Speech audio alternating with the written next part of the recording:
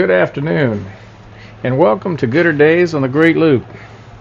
My name is Alan, and this is my beautiful wife, Yolanda. Still haven't met her yet, I know. Today, I want to talk about redoing teak decks. When we bought this boat, the teak deck was just, quote, refurbished. But what that meant was they did a cheap job just cleaning it. And I'll show you some pictures here what it looked like. It was the caulking was coming out of it.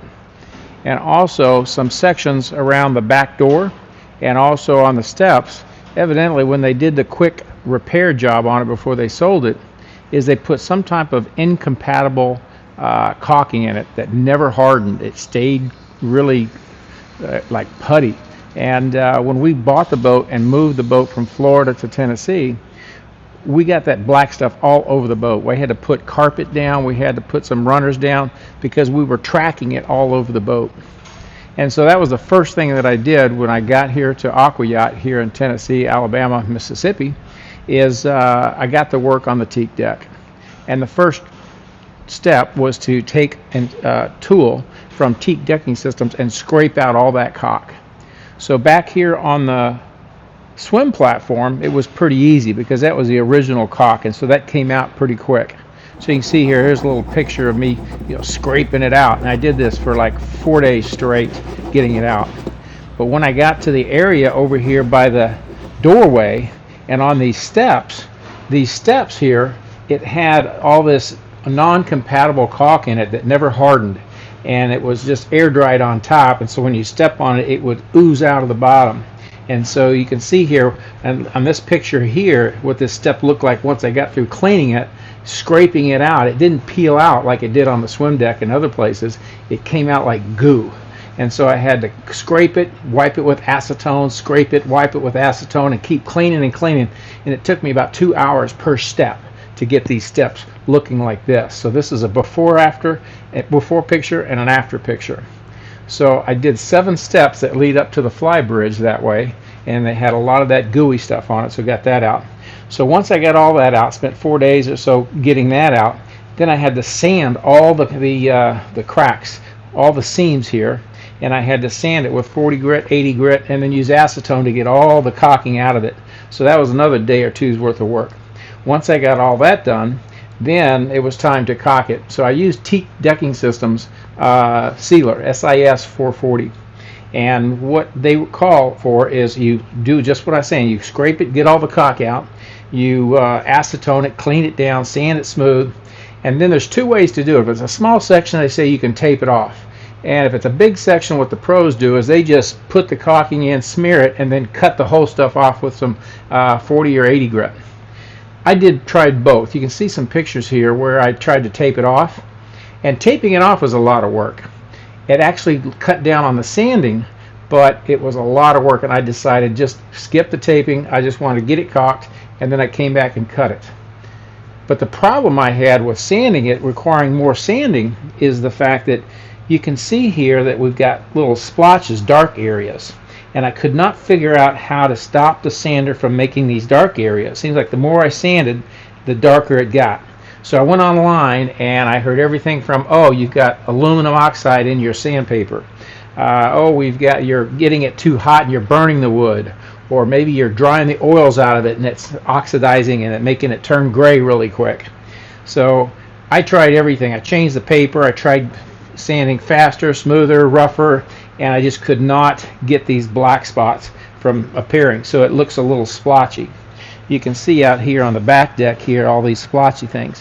What I'm counting on is the sun, UVs, kind of leveling that out and UV in out. But I just finished today putting a water-based Teak Decking Systems sealer on it. So it's a water-based sealer, and it's supposed to prevent it from fading and turning gray. So we'll see if it stays like this. I really actually wanted more of a darker brown color. So we're going to see how this holds up. I bought 2 quarts. I still got an extra quart to do it again in a few months if it needs it. But we're going to see how this holds up.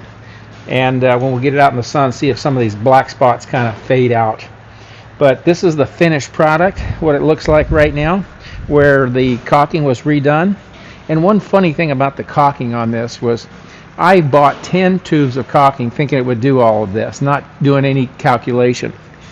And when I did the calculations, because I ran out of that caulking really quick, and so I did the math on a 1/8 inch or 1/4 inch seam, 1/8 inch apart, and I counted up the seams, and I measured how I had over 880 feet of these lines. That's why it took so long to scrape every one of them.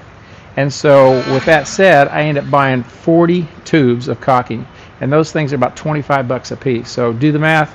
It was about $1,500 in sandpaper and caulking just to do this myself.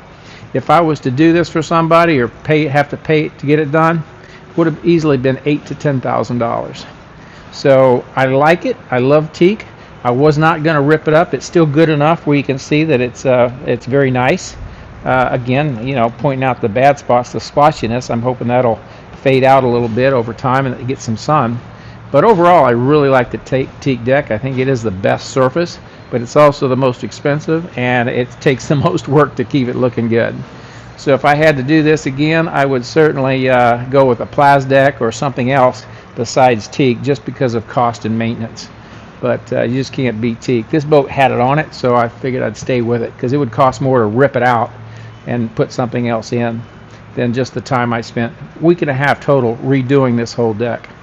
So now, one other thing I did is our Flybridge did not have anything on it. It had some old carpet that was really bad, and so I tore that out, or just took it out because it snapped out, and I had this SeaDek put in. Now this SeaDek is actually a closed cell foam, and I wanted this up here because I wanted something soft on our feet. I didn't want like a SeaDek or even teak or something, anything hard up here. So I wanted something that was going to be easy on the feet, and also with the covered Flybridge, and there's no salt water that gets up here, so this should last a long time. I certainly wouldn't want to put this on a swim platform, because the salt and the UV rays would probably tear it up within a couple years. I've seen boats out here, and if they're out in the salt water in the sun, they definitely look well worn. But for what it costs, you certainly could replace pieces of it, and that's the way they do it, is they do it in little pieces. So if you have some pieces that are bad, you can easily just order another one and then stick it down. It's just double back tape, or it peel and stick. And so the guy came out and he measured all this with a machine that takes every nook and cranny, and then they made a pattern, and then about 2 weeks later they brought it out and then stuck it down. So it looks pretty good. I like it. It's soft on the feet. I actually even had the logo Gooder Days put in the middle of it, and you can see they put it on a little separate piece, so if somebody bought this boat and they wanted to change the name, they could just take that out and put a generic pattern in there, or their boat name in there. So I thought that was pretty cool. So that is SeaDek, and I got that put in. It was like $2,400 to put this in. SeaDek, if I did the same thing, was going to be closer to $5,000. So SeaDek is definitely more durable and longer lasting, but it's a really hard urethane plastic, and I really didn't want that hard on my feet up here. So it wasn't so much the price as it was I didn't want anything really hard up here. I love this stuff. It's softer, and it's soft on the feet. You can actually even get a triple layer of this where it's even softer, but the problems I heard with that is the fact that it is so soft it gouges really easy. Like when you have these chairs and you put things on it, it could gouge and cut and tear. So I went with a standard 2-ply. You can see the black lower and the gray and the brown top. I think it's a mocha, and they actually cut this on a machine, and they cut through the brown, and then it exposes the black. So it's kind of cool. They can do anything they want with a laser machine, and it comes out really nice. So that's the Flybridge where we did the SeaDek. And then of course the teak was on the boat when we bought it. It was just in bad shape, and so we spent a week and a half total, myself, redoing this. So looks pretty good now. We'll keep an eye on it. We'll see if we're going to go back with teak oil, or if we're going to keep putting the water-based UV sealer on it. So that's it. Signing out from Gooder Days on the Great Loop.